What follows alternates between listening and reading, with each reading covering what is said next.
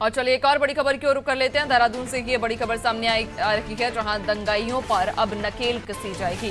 दंगारोधी विधेयक को राजभवन से स्वीकृति मिली है। दंगाइयों से नुकसान हुई संपत्ति की भरपाई को की 8 लाख रुपए का जुर्माना उन पर लगाया जाएगा। तो देहरादून से ये बड़ी खबर जो आपको बता दी कि दंगाइयों पर अब नकेल कसी जाएगी।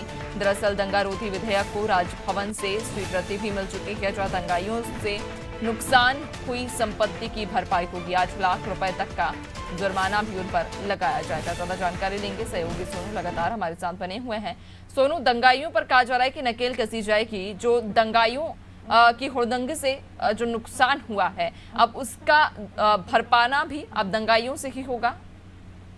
देखिए, ये सरकार का एक बड़ा फैसला था। सरकार ने इसका प्रारूप तैयार किया और फिर इसको विधेयक के तौर पर जो है वो सदन के पटल पर पेश किया गया और अब इसको जो है वो अध्यादेश के रूप में अब राज्यपाल ने अपनी स्वीकृति प्रदान कर दी है। जो भी उपद्रव करने वाले हैं, खास तौर से उन पर नकेल कसने के लिए उत्तराखंड लोक और निजी संपत्ति क्षति वसूली विधेयक को राज्यपाल की मंजूरी प्राप्त हो गई है। और अब आने वाले समय में चाहे वो गैर सरकारी संगठनों के माध्यम से हो, अलग अलग इस तरह के जो आंदोलन होते हैं, जो विरोध प्रदर्शन होते हैं उसके दौरान, और इसके अलावा जो भी उपद्रव करने वाले हैं, जो हुड़दंगी हम कह सकते हैं या दंगाई हम कह सकते हैं, इनको जो इस सरकारी संपत्ति को किसी भी रूप में क्षति पहुंचाएंगे तो अब उनकी भरपाई उन्हीं से की जाएगी।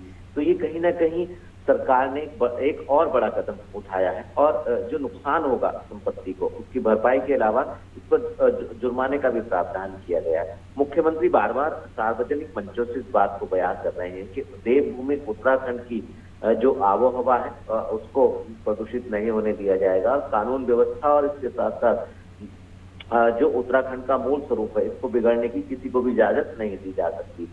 बार बार मुख्यमंत्री जब मीडिया से रूबरू होते हैं उस वक्त और जब सार्वजनिक मंचों पर किसी भी कार्यक्रम में बतौर मुख्य अतिथि शिरकत करते हुए अपना संबोधन देते हैं, उस वक्त इस बात को बयान करते हैं कि जो देवभूमि का जो वास्तविक स्वरूप है उसको बिगाड़ने का अधिकार किसी को नहीं दिया जा सकता।